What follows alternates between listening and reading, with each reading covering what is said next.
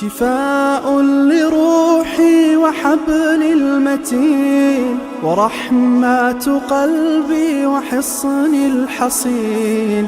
شفاء لروحي وحبل المتين ورحمة قلبي وحصن الحصين.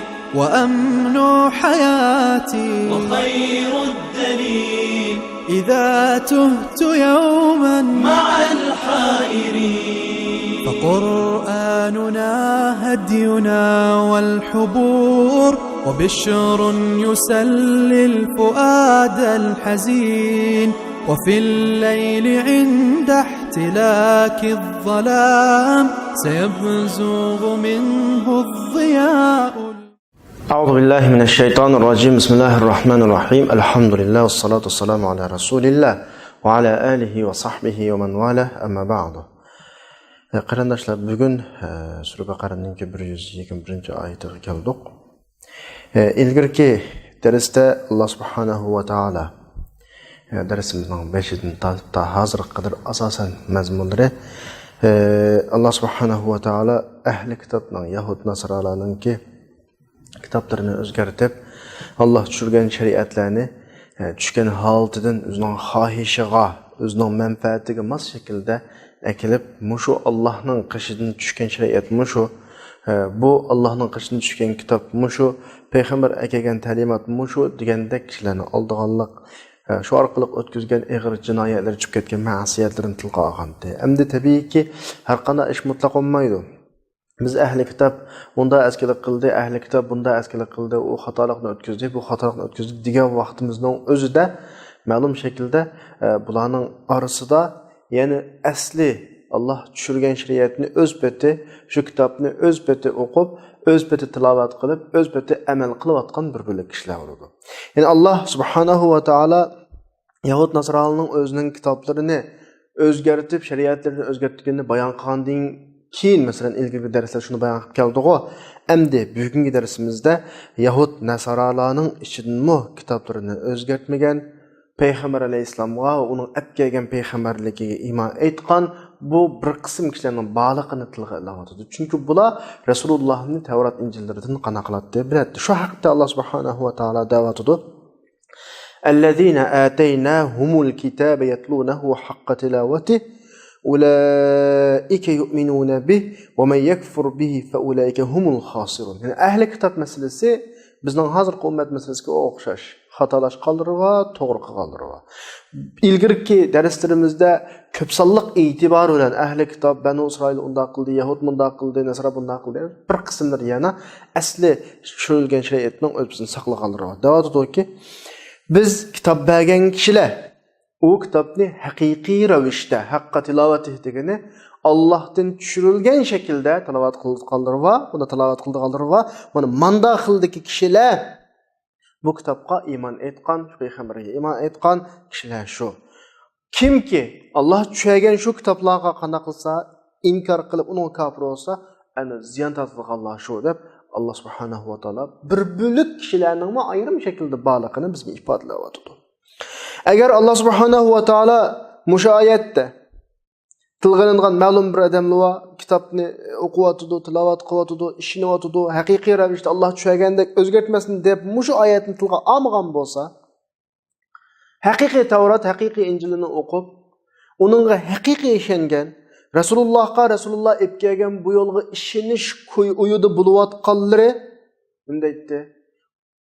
Bu Yahud Nasronining hammasiga qilingan bu hujum qanday hujum? Biz iymon etishni islomga, ma payg'ambarga iymon etishni o'ylashyapsak degandek bir xil bu o'ziga qaratilgan keng ko'lamlik bunda umumyuzlik hujum deb o'ylab qoladi. Bu bizning ilgari darsimizni tilga oldik. Qonuniy ehtimol deb qo'yamiz. Har qanday narsaning bir ehtimolli tarafi bo'ladi. Mutlaq ish olmaydi. Alloh bu bo'yicha muomala qilyapti. Yani meyli qanchalik az olsun meyli Yahudi Nasronining ichidan har holda islomni haq din deb qarab islomga kirishni o'ylashayotganlari bor. Tabiiyki ko'p sonliqi islomga qarshi, hatto islomga emas, o'zining diniga samimiyetsizlik qilayotgan insonlar ahli kitobning, ammo ma'lum bir bo'lakka islomga kirishni o'ylashayotgan o'ylanayotgan, ya'ni haq emasligi haqida, haqliqini to'liq amallamay iymon etadigan bir bilik odamlar bo'lishi aniq. Masalan, Yahudlardan 40 nechaga yaqin odam Sayna tarafdan Ja'far ibn Abi Talib bilan payg'ambarning oldida o'zgartirilmagan Tavrotni o'qiganligi, Rasulullohning risolatiga iymon etganligini guvohlik berishga qana qilgan kelgan. Alloh subhanahu va taolo bu kishilarni va shunga o'xshagan ahli kitob ichidan shu iymon etmoqchi bo'lganlarni ikrom qilmoqchi bo'lib nima dedi bu oyatda? Allazina ataynahumul kitaba yatlunahu haqqa tilovati ulaika yu'minuna bih deb bularga xo'sh bishorat berdi. Bularning yo'lining ochiq ekanligini tilga oldi. Ya'ni bular o'zining qavmi bo'lgan ahli kitob, mayli Yahudi bo'lsin, Xristian bo'lsin, bular bilan bir hukmda bo'lib ketmaydiganlik xo'sh bishoratni bu yerdan oldi. Oyatdagi haqqa tilovatihi degani haqiqiy ravishda tarjima qildik. Ya'ni o'zgartirilmagan, almashtirilmagan shaklda, tushirilgan peti tilovat qildiganlar degan bo'ladi. Unda bo'lgandan keyin tabiiyki inson xohishiga aralashmagan sap haqiqatlarni bular biladi. Chunki ular o'qiyotgani o'zgartirilmagan Tavrot, bular ishlayotgani o'zgartirilmagan Injil, o'zgartirilmagan osmon shariati. Qanaqdir bular ya'ni haqiqiy ravishda tilovat qildigani unda haqiqatdan botilga yetkilish almashtirildi, o'zgartirildi dedik ya, shunda qildi tabii. Men bayat darsini oldinda deb o'tdim. Qachonki bir yerlari o'zining manfaatiga taqishib qolsa yoki manfaatiga taqishib qolsa bo'lmaydigan shaxslar bo'lib qolsa, shuni o'ylayman o'zining xohishiga o'zgartirilgan ahvollar bo'lgan Tavrot Injillarda. Bu xil shaklda emas demakchi.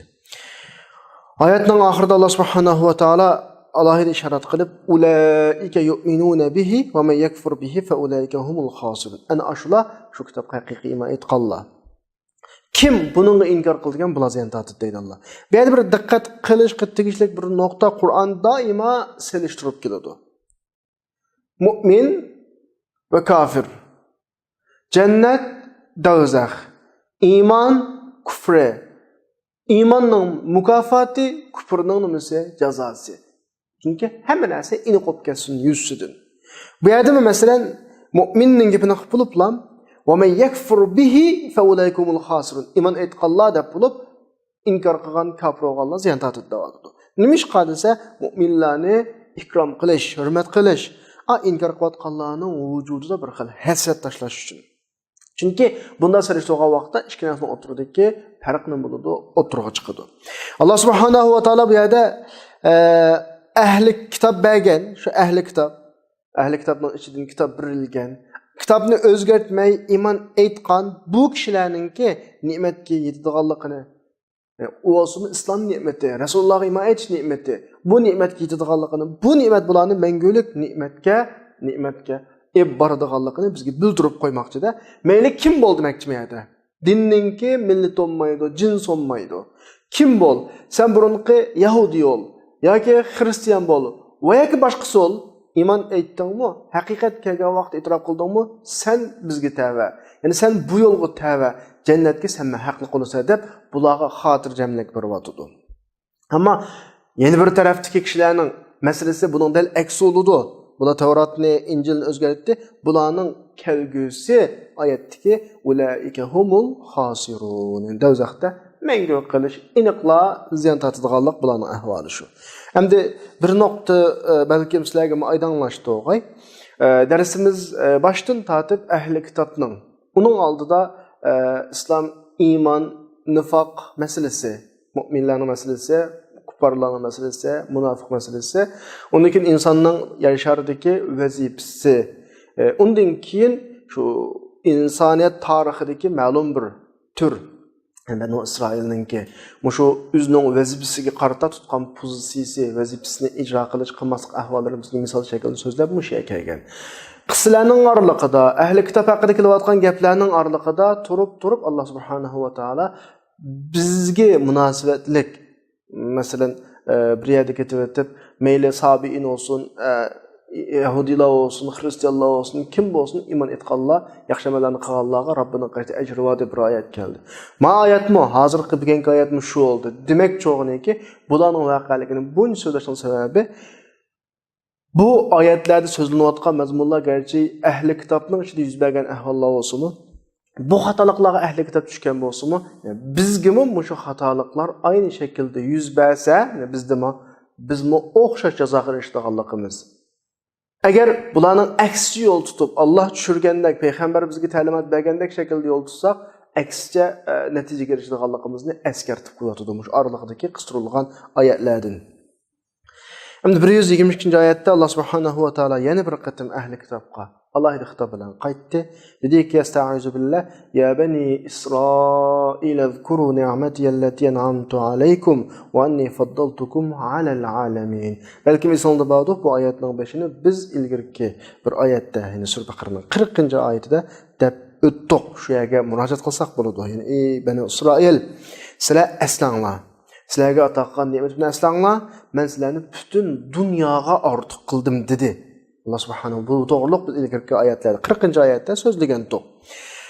Endi 40-oyatda ya bani Isroil zkuru ni'mati allati an'amtu alaykum yaga o'xshash va awfu bi ahdikum va farhabun degan yerda mush oyatning bosh tarafining mazmuni shakli o'xshash.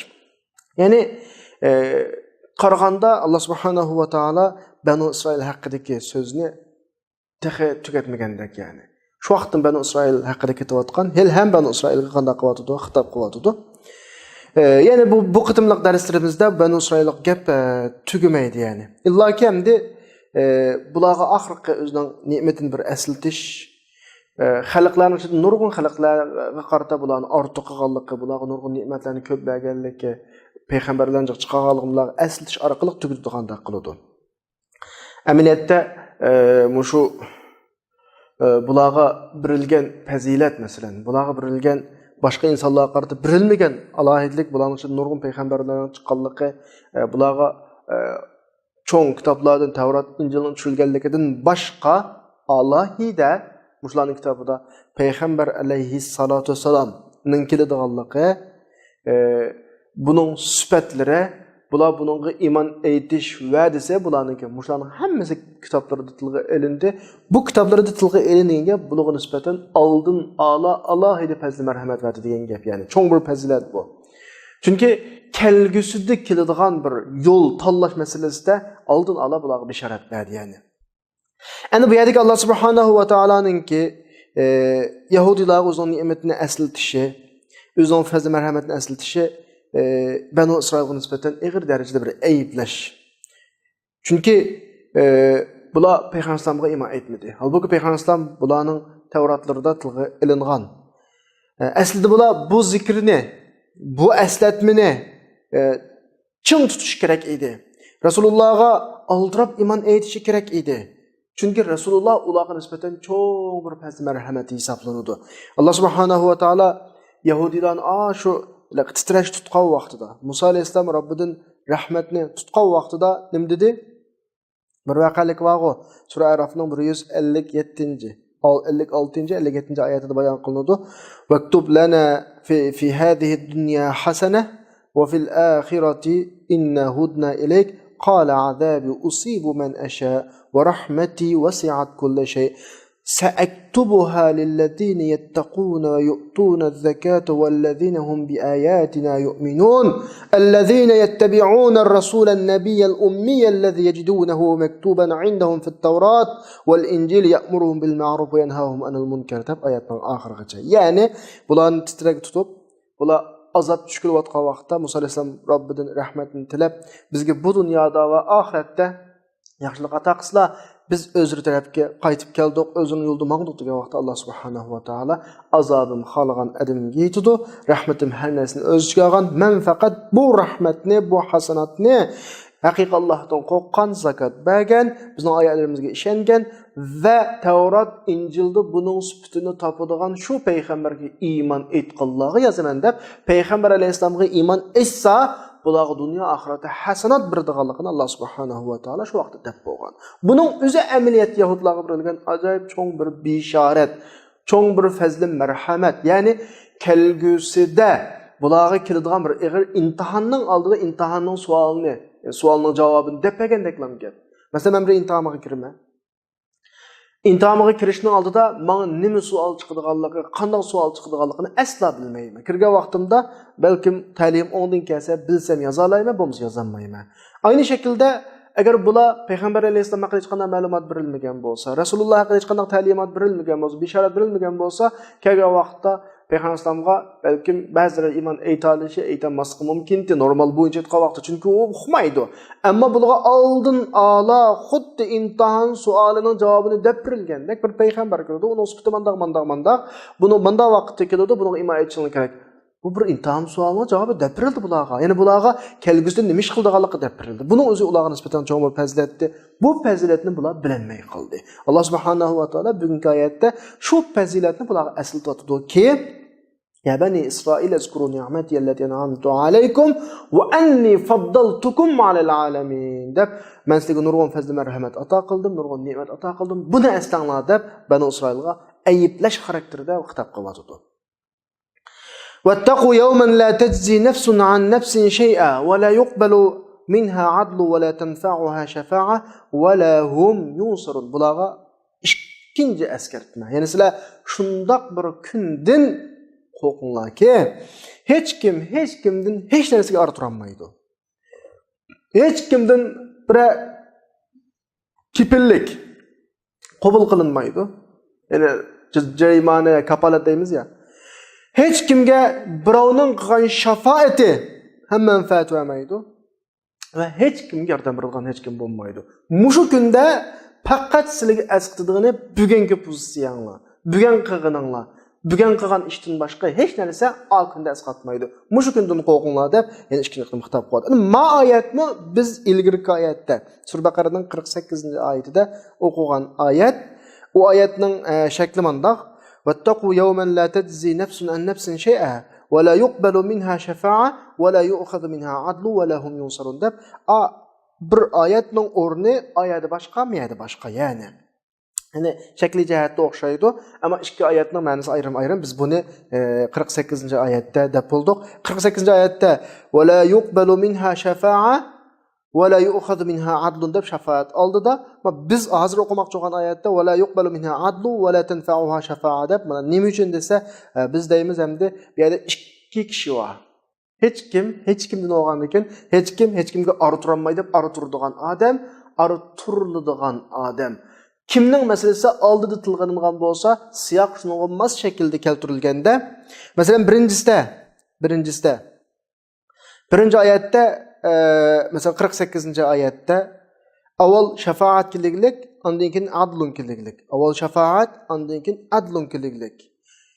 Ikkinchisida avval adlun keliglik, ondan keyin shafaat keliglik. Chunki ikkisi dikki nafs o'xshamaydi bir-biriga. Yani bu yerdagi ikki odamning birisi ortug'uchi, boshqalarga ortug'uchi. Ikkinchisi orttirulg'uchi. Ikki odam bor. Ortug'uchi degan kim o'zi shafaat qildigan odam. Unda olganda wala yuqbalu minha shafa'atun degan oyatda 48-oyatda minhadikaha ortug'uchi qo'mangdi. Avval ortug'uchi o'tirg'i tushdi, uning shafaati qabul qilinmaydi. Uning ishi tugagandan keyin shafaat istiga odam o orttirolmadan men buni o'rnini to'liqlay deb boshqa bir kapolat, boshqa bir o'rni to'ldiradigan narsa aklay desam, uni topolmaydi degan bo'ladi oyatda. Bundan tunji qabul qilinadigan shafaat qabul qilinmasa, lekin men buning shafaatim qabul qilinmagan bo'lsa, buning kepilligini men ustimga olay degan menda bir shakl bo'ldi. Ya'ni fidya yoki gunoh to'g'ri qiladigan bir narsa endi. Endi ma ortug'uchiga qarta shafaat oldida adli keyinda keladi. Endi ma orturulg'uchi, ya'ni gunohkorning o'zi, do'zaxga kiradigan odamning o'zi, azoblanadigan odamning o'ziga kelsak, ma'noda adli muqaddam. Adli muqaddam bo'ladi. Adli qabul qilinmagandan keyin, masalan, o'zi men gunohimni ustimga olay, buni o'rnini to'liqlay desa, to'liqlaydigan narsa yo'q o'zida. Andikin shafaatchi izlaydi. Biz bu haqdagi nima uchun shafaat oldida kelgan, nima uchun adl keyinda kelgan oyatda. Nima uchun adl oldida shafaat keyinda kelgan? Buningdagi jozi, ya'ni ortug'uchi kishi kim, majzi kim, qaysi oyatdan ortug'uchi maqsad, qaysi oyatdan orttirulg'uchi maqsad, bu masalalarning hammani biz 48 oyat so'zlab bo'lgan. Shu bu yerda alohida to'xtalmaymiz. Mazmun tushunmoqchi bo'lsanglar, shuni qaytadan anglasanglar bo'ladi. 124-ga kelsak, va izibtala İbrahim robbuhu bi kalimatin fa atammahunna qala inni ja'iluka lin-nasi imama qala wa min zurriyati qala la yanalu ahdiz zalimin. Ayetli Allah subhanahu wa ta'ala İbrahim aleyhisselamның qissasini tilgab qoldi. Bunimda biz ahli kitobning gapini qilayotgan, iymon masalasining gapini qilayotgan, payg'ambar alayhisalom epkega yo'lga qarata ahli kitobning tutgan pozitsiyasining gapini qilayotgan. Nimda İbrahim aleyhisselamның qissasi keladi desa, Yahudilar şu qibla o'zgartirilgan va shunga o'xshagan voqealiklarda davomli musulmonlarga bir shak paydo qiladilar. Chunki Yahudilar ahli kitob ahli, bularning qishida osmondan tushgan, garchi o'zgartirilsin kitob bor.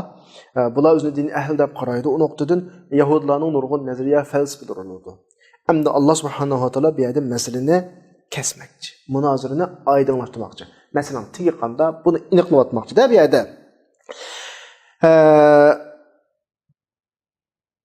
Allah subhanahu wa ta'ala deydi ve izibtala İbrahim rabbuhu bi kelimat. İbrahimni Rabbi nurgun sözler bilen imtihan kıldı. Sözler degende nurgun işler bilen imtihan kıldı. İbrahim aleyhisselam hemsini öttü. İmtihandan ötken dekin Allah dedi ki men seni kişilerge imam kılımı, rehber kılımı dedi. Tarih ümmetinin imamı kılımı dedi de. Degendekin İbrahim aleyhisselam dedi ve min zurriyeti evladımdan çoğu. Mening bu ahdimga, bu yo'limga zolimlar erishmaydi deb javob berdi. Ana shu yerda İbrahim alayhisolamning qismini gap qilishman hozir degandek. Masalan, musulmonlarda qibla o'zgartirilib, Baytul Muqaddasdan Ka'baga qaragan musulmonlar, bu vaqtda Yahudilar bir jidal chiqargan. Ha, Ka'ba qanday, Baytul Muqaddas qanday. Nimishqa avval Baytul Muqaddas qaraydi, undan keyin Ka'baga qaraydi. Baytul Muqaddas ras qiblimi, Ka'bami? Baytul Muqaddas ras bo'lsa, nima uchun Ka'baga qaraydi? Ka'ba ras bo'lib qolsa, nima uchun burun Baytul Muqaddasga qaragan? Birmuncha gap. Ondan boshqa Yahudilarning deydigan gaplar bor. Biz o'qib o'tdik. Biz degan Allohning tanlangan nimalari xalqi. Faqat payg'ambar bizdan keladi. Biz boshqa payg'ambar kelmaydi. Biz jannatga kirdiganlar. Biz do'zaxga kirib qolsak, shunda bir o't yiqilishib o'tib ketdi. Bizning necha kun nurg'un sapsatalar bor. Allah subhanahu va taolo bu yerda bu munozirni keskin kesib ayirmoqchi. Masalani oydinlashtirmoqchi-da. Ya'ni bu yerda Arablarning Allohning bandasi ekanligi va boshqa millatlarning Allohning bandasi ekanligi. Arablarning İbrahim alayhisalom bo'lgan bilan munosabati, Baytulloh bilan bo'lgan munosabati haqida masalan oydinlashtirmoqchi bo'lib davom etadiki, va izibtala İbrahim robbuhu. İz degan so'z keldi bu oyatda. Buni biz davomli davatimiz iz degan o'z vaqtida yuz bergan bir ishqa qarata bugun bizga xitob qilib, shu esingizda bormi? Shuni eslab baqinglar. Shunda bir ish yuz bergan o'z vaqtida degandek ma'ni ifodalaydi. Ya'ni o'z vaqtida Alloh İbrahim alayhisalom imtihon qildi. Ya'ni iz ravishni ifoda shu vaqtdagi vaqt ravishini. Ammo alaqa iza bilan ikkisi o'tirib farq bor arab tilida. İza jaa nasrulloh degan oyatga u vaqt degan ma'noda, u shartni o'z ichiga olgan. Iz kelib qolsa shartni o'z ichiga olmagan shaklda vaqt turadi. Endi ve izibtala İbrahim robbuhu bi kelimat fa atammahu deki şu izning ma'nosini asos qilib turib tarjima qilgan vaqtimizda Allah İbrahim alayhisalomning nurg'un ishlar bilan sinagan shu vaqtni asla. Shunda bir vaqt bo'lgan degandek ma'noda ibtiloning ma'nosi bu oyatdagi va izibtala deki desa ibtilo sinoq, imtihon degan bo'ladi. Bizning Uyg'ur tilida balo degan so'z shuni bilan yiltizdash, ya'ni balo musibat deb qo'yamiz-ku. Kişilerin kallasında bala musibet dese, yani imtihan sınaqçısı davamlı yaman oylaydı. Eminiyette onda emas. İptila degen, Uyghur tildeki bala musibet ki menip qiliqliq bizning tilda. Normalde aslında Arap tilda bala bir imtihan. İmtihandan ötelsek, bu imtihan bizga nisbeten yaxshi. İmtihan ötemirsek yaman buludu. Şunlar imtihanning, balaning, ibtiloning hammasi yaman emas. Ama o yaxshi yaman o'ldiradigan bir nima o'lcham. Allah subhanahu bizni imtihan qilgani kim o? Allah. Yani Rab demek. Yani mayetki Rab'ның ma'nosi, biz bunu Rabbul Alamin deb so'zlagan, murabbi degan ma'noda, tarbiyalaguvchi, parvarishkor degan ma'noda, tarbiyalaydigan kishini har xil uslub bilan yetarli bir mukammallik darajasiga yetkazguchi. Unga nima kerakli bo'lsa shuni bilib, moddiy yoki ma'naviy, ruhiy jihatda, saqofiy, masalan madaniyat, safa jihatda nima kerakli bo'lsa, mushning yashiga nima lozim bo'lsa shuni bilib östəgən, yuğunatqan kişinin biz adətində normalda murabbi, tərbiyəligücü, pərvişçi deyimiz. Allah subhanahu wa ta'ala biz dunyoga apridi bo'lmasdan tatib bizning ahvolimizga ko'ngil bilib, bizga lozimlik narsalarni hozirlab, anamizdan qo'sqirni tatib chiqqandan keyin bizga hozir narsalarni hozirlab, ta o'zimizning hojatimizni chiqqichi bo'lgan chaqqicha, o'zimizning hojatimizni chiqadigan vaqtda o'zimizga berib u narsalarni degandek bizni apridi bo'lgandan tatib yer sharidan yo'qolganga qadar bir minut, bir sekundni tashlab o'tmay bizning ahvolimizga ko'ngil bilib. Bu nuqtadan Alloh subhanahu va taolo bizning Robbimiz. Ana o'gandan keyin tarbiya degan cho'qim tarbiyalovchi, tarbiyalayotgan o'ziningki tarbiyalayotgan kishisini imtihon qilish normal. Ya'ni bu tarbiyada qutuq qozondimi, qozonmadimi? Ya'ni bu yaxshi tarbiyalandimi, yo'qmi deb imtihon qiladi. Bu yerdagi oyatdagi kalimat bilan imtihon qildi. Va izibtala Ibrohim robbuhu bi kalimat. Kalimat arab tilida so'z degan ma'noda. Kalimat kalima degan so'zning ko'pligi so'zlar degan ma'noda bo'ladi. Endi so'zlar deganing arab tilida masalan yolg'iz taq so'z bilan emas, ba'zi jumlalarga ishlatiladi. Masalan, Sura Kahfning 5-oyatida va yunzirallazina qalu ittakhadallohu walada ma lahum bihi min ilmin wala liabaihim kaburat kalimatan takhruju min afwahihim yaquluna illa kadhiba. Ya'ni dinsizlarning degan bir muncha gaplarni kelib oyatning oxirida ularning og'zidan chiqadigan so'z bak yomon so'z bo'ldi deydi. Normal biz o'rtilib shunday qilamiz. Masalan, men bir soat so'zladimda men so'zlab gapimni tugatgandan keyin qishimdagi birisi sizning so'zingizni angladim deydi. So'z deydi, bu so'z taq so'zga emas, bir butun jumlaga qo'llanadi normal. Endi bu yerda kimdi İbrahim alayhisalomni so'zlar bilan sinidi degan gap Allah subhanahu va taolaning bandaga buyuradigan taklifatlari shu so'z orqali ifodalanadi. Ya qil deydi, bu bir so'z, bu bir bizga nisbatan bir sinoq. Ya qilma deydi, bu bir so'z, bu bir sinoq. Ya'ni Allohning bizga tushirgan vazifa taklifatlarining hammasi bir so'zdek bu yerda ifodalanadi. Bizning talab qilindigini shu Allohdan kelgan shu so'zni ado qilish yoki ado qilmaslik. Ana o'gandan keyin Ibrohim alayhisalomni nurg'un so'zlar bilan imtihon qildi degan gap nurg'un vazifalar bilan demakchi bu yerda. Ani qil, mani qil, at, shu so'zlar ya'ni vazifalar demakchi-da. Endi Ibrohim alayhisalomga kelgan vaqtda nurg'un so'zlar bilan deganga qaragan vaqtda Ibrohim alayhisalomga kelgan sinoq bir tal emas, bek ko'p hamdi. Qaysi desa ulamolar mush Ibrohim alayhisalom Robbidan topshirib olgan mush vazifalarning nima ekanligi haqida o'xshamagan ko'z qarashdi. Bularga biz deymizki, tabiiyki Ibrohim alayhisalom olgan bu so'zlar, ya'ni vazifa topshirib olgan imtihon sinoq so'zlari tabiiyki Ibrohim alayhisalomning maqomiga loyiq ravishli vazifalar. Chunki Ibrohim alayhisalom payg'ambarlarning otasi. İmtihan sınaq degan shu kishini o'zining vazifasini ko'tarishga loyiqlik qildigan emas. Ibrohim alayhisalom payg'ambarlarning otasi bo'lish sifati bilan tabiiyki Ibrohim alayhisalomga keladigan sinoq o'ziga loyiq ravishda buyuk bo'ladi-da. Ulamolar dedi, Ibrohim alayhisalomga kelgan sinoq 10 tal sinoqdi deydi. Ba'zilar 40 tal deydi. Buning 10'i Sura Tavbada.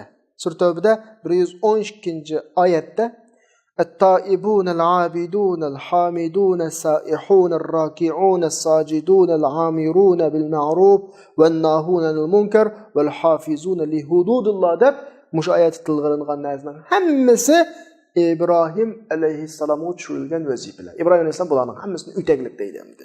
Sura Tavbaning 112-oyati. Bu ibn Abdullah ibn Abbasning kelgan rivoyat. Endi Sura Mu'minning 12-oyati deydi.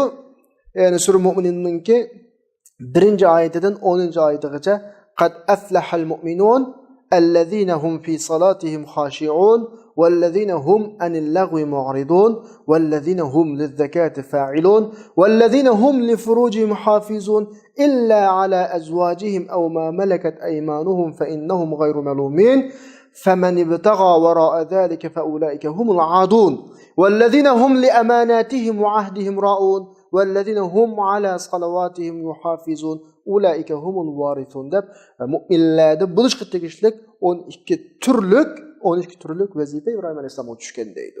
Ya'ni namozda xushu qilish, o'yin tomoshalarni yuz o'rish, zakotlarni berish, izzat obro'yini, ya'ni o'zining avratlarini haromdan saqlash, ayolları yoki o'ziga halol bo'lgan qulcho'rli undan boshqa omonatlarga va'da qilish, omonatlarimizni saqlash, ahdiga rioya qilish, namozlarga qana qilish, muhofazat qilish, namozlarga ahamiyat berish degandek 12 turlik sifat qilishga tegishli majburiyat, vazifa Ibrohim alayhisolamga tushirilgan deydi. Sura Ahzabda tövendekidek vazifeler tilg'anilgan Sura Ahzabning 35-oyatida innal muslimina vel muslimat vel mu'minina vel mu'minat vel qanitina vel qanitat ves sadiqina ves sadiqat, yani musulmon ayollar, mu'min ayollar, ibodat qiluvchi ayollar, rostil ayollar, sabr qiluvchi ayollar, Allohdan qo'rquvchi astoydil bo'lgan ayollar, sadaqat qiluvchi ayollar, ro'za tutuvchi ayollar, avratlarini saqlovchi ayollar, Allohni davomli asaydigan ayollar. Allah bularga büyük ecir, büyük mağfiretini hazırladı. Bunundaki bu sıfatların hemmisi yana qilishga tegishlik vazifa sifatida İbrahim alayhisolamga berilgan. Bularning hammasini o'ttirdi İbrahim alayhisolamni.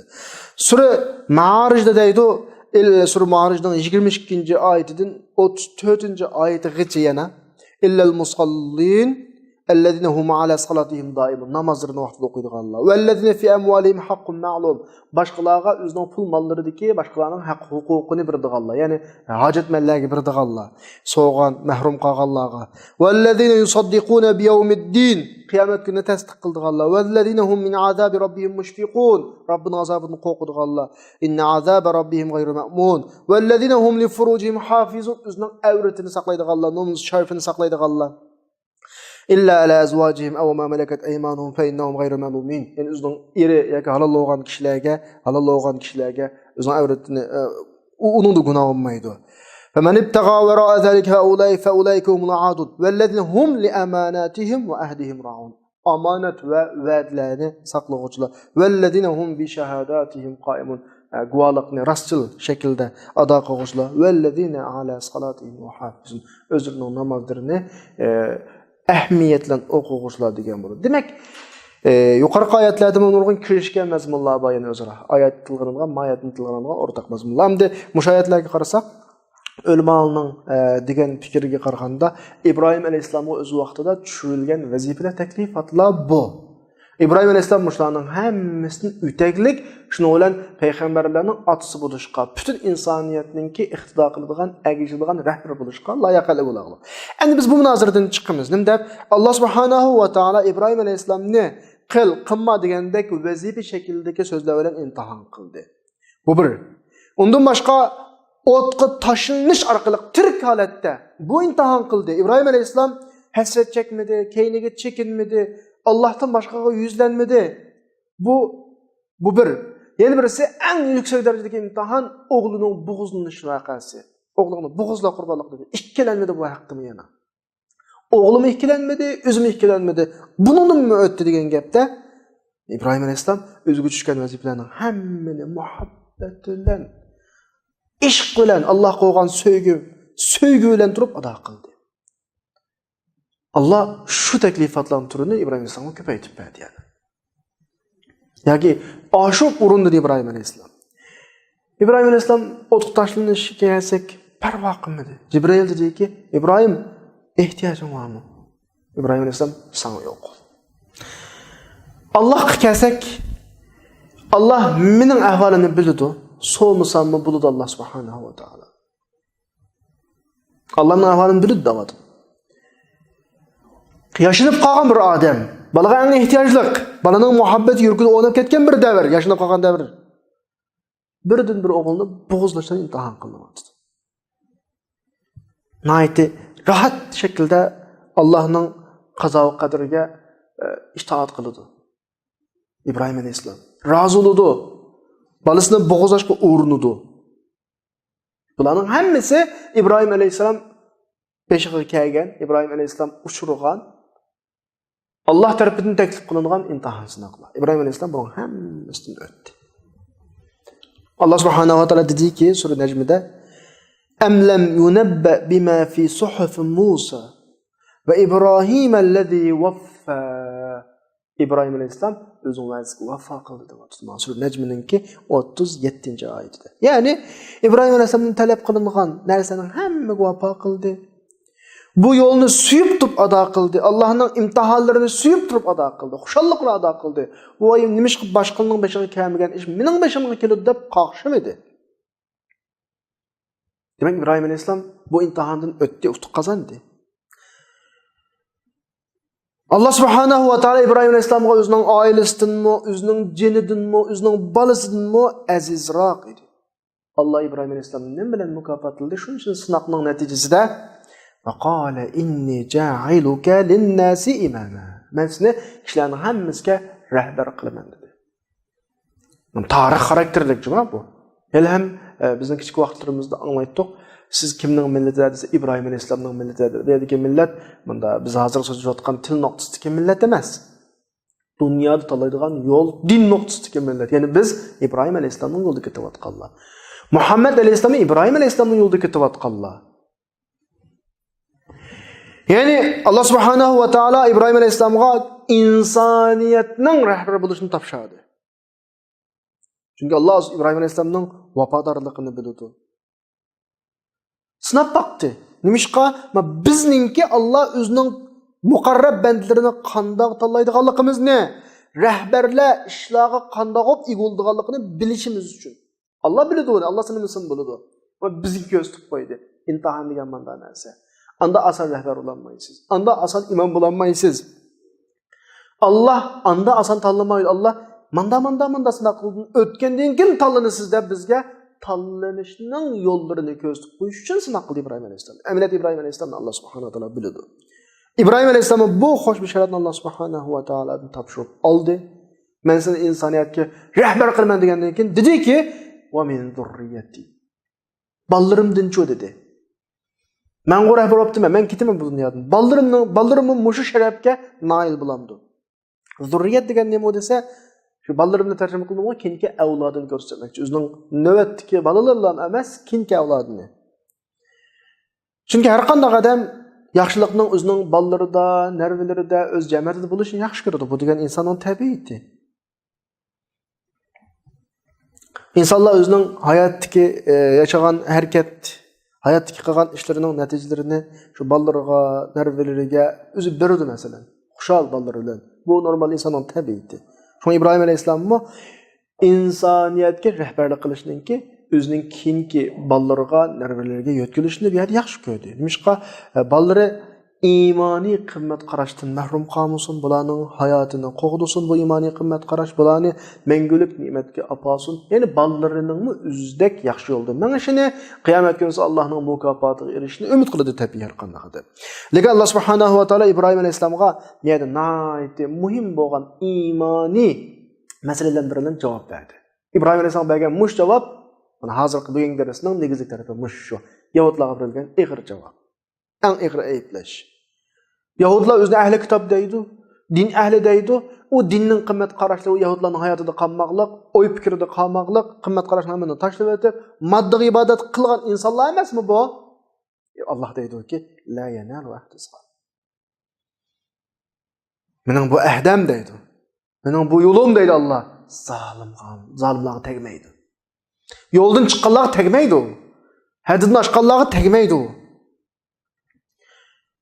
Yuqorida ko'rdikki İbrahim Aleyhisselam o'zining qilgan ishlari bilan rahbarlik darajasiga yetdi. Ana bu rahbarlik faqat Alloh Subhanahu va taolaninki Alloh ibodat qiladigan, tasbih aytadigan bandalariga yetkaziladi, nasl nuqtasidan yetkazilmaydi. Cho'qim o ash imomlikqa loyiq bir salohiyatni hozirlash kerak. Oyatdagi la yanalu ahdu zolimin degan so'z Alloh Subhanahu va taolo bundan maqsad o'zining iymoniy qimmat qarashini dunyo moddiy narsalarga setayotgan Yahudlar maqsad. Bu o'simi İbrahim Aleyhisselam'ninki avlodidan fosiq, zolim bulduğanlığı, kelgusi davrida mushtak ishlarni chiqadiganligidan berilgan bir g'aybiy xabar hamdi bu. Yana bir masala var. Şu xarakter jihatda yuqoridagi masalaga o'xshaydigan. Biz dedik hozir İbrahim Aleyhisselam imomlik darajasiga yetdi. Lekin İbrahim Aleyhisselamning avlodlarining ichidan zolim fosiqlar chiqsa, İbrahim Aleyhisselamning bu imomlik darajasi ularga tegmaydi. Demak, masala nasab masalasi emas. Masala shu insonning tutgan yo'l masalasi. iman yolunu kim tutsa, kim imtihan sınaqlardan özse, kim salayatını hazırlasa, qudva bo'laveradi, rahbar bo'laveradi. Vela o kimning avlodi olsun. Ama aksi olganda o loyiq olmaydi. Vela o İbrahim alayhissalom, Abul Anbiya, Peygamberlerinin atısı olan İbrahim Aleyhisselam'ın avladı olsa mı, o layık olmaydı. Mesela kızgarlık bir tarafı var. Musa Aleyhisselam ile Harun Aleyhisselam her işkilisi elçi. Hem öyle biliriz bunu peygamber. Asli peygamber Musa Aleyhisselam. Harun Aleyhisselam tili ravan boğaçka Musa Aleyhisselam'a yardım biriş için kelgen. Allah Subhanahu ve Teala Banu İsrail'deki peygamberlikni Harun Aleyhisselam'ın avladığı kılıçını halde Musa Aleyhisselam'ın avladı demez. Demek bir yerden çıkıdı ki İbrahim Aleyhisselam'ın bayattan ki erişken cevabından çıkıdı ki risalet vazifesi, dini vazife, dini rehberlik nesep bilen bulmaydı, miras olmaydı. Bu Allah kimge halası birado, kim muşunun salahiyetini hazırlasa bununla erişidir. La yenalu ahdu zalimin. Diyen sözü kelsek ahdim dedi yani benim vadem, bu yolum, bu insanlar birdiğen rehberlik zalimlığa yetmeydi diginden xuddi Adem üzü izlemeydi. Şu iş insanda tallaydı. İnsan kaçan salayatını hazırlasa, şu rehberlik, şu dini vazife üstügünlüğün üzü izdeydi şu Adem'le. Yani bu Adem, yani manaşıtqa vaqtda, yani bunda bir gepimiz var o, emelini talep qilgan qo'yma, belki sen talep qilib beradigan bir gap var ama dünya haq huquq masalasi dini rehberlikmi boshqalar tarafidan izdilib talep qilinib erishadigan narsa emas. Belki salohiyat hozirlansa o beriladi.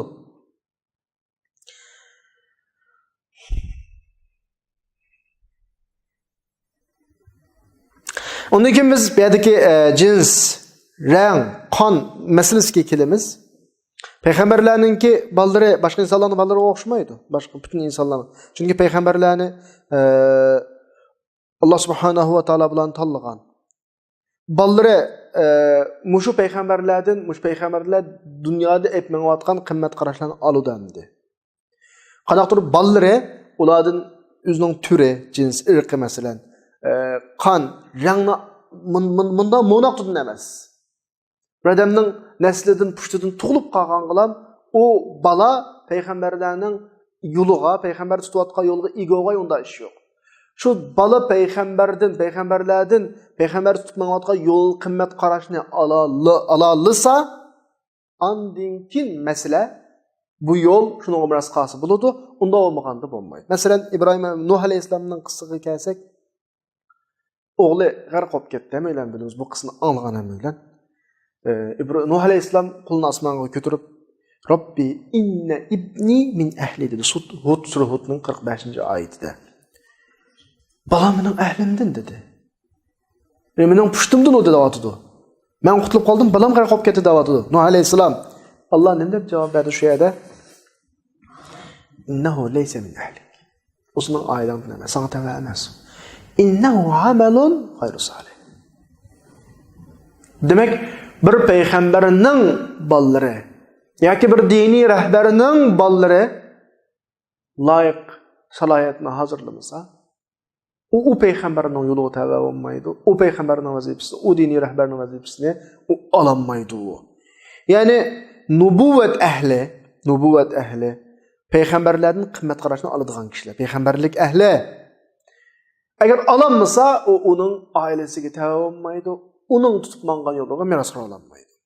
Allah Subhanahu ve Teala bizga innehu amalun gayru salih demagan bo'lsa, Nuh Aleyhisselam voy mening balam, mening ahlimdan o'chib ketdi degan vaqtida o'zining ahlin emas, innehu amalun gayru salih dedi ya, mush gapni demagan bo'lsa, biz o'ylab qolamizki, balki ma bala boshqalardan tug'ilib qolgan bo'lishi mumkin deb o'ylab qolamiz. Ya unda emas, pushtidan tug'liqliq. Shuning naslidan. Ama ayet ahırsı innehu amelun gayru salih degeni onun tutmangan yolu yaxşı olamaz. Onun qılatqan işi yaxşı olamaz. Yani sana tava emas, senin aileni tava emas, ma yol noktasını demekçi. Yani bir ayetin ahırısından biz şunu bildik ki Nuh Aleyhisselam'ın oğlunun dadısqı nisbet birilmesliki yaxşı iş qilmaganlik tufayli. Qandaqdır başqa adamның balası tufayli emas, o Nuh Aleyhisselam'ın pushtidan, lekin qilayotgan ishi Nuh Aleyhisselamga o'xshamaydi. Shunga o Nuh Aleyhisselam'ın balası emas. Bugünkü ayet-i kerimeden til ilinadigan mazmun şu. Yani bu yerde biz ilgirki mazmunga azroq qaytsak, Yahudilar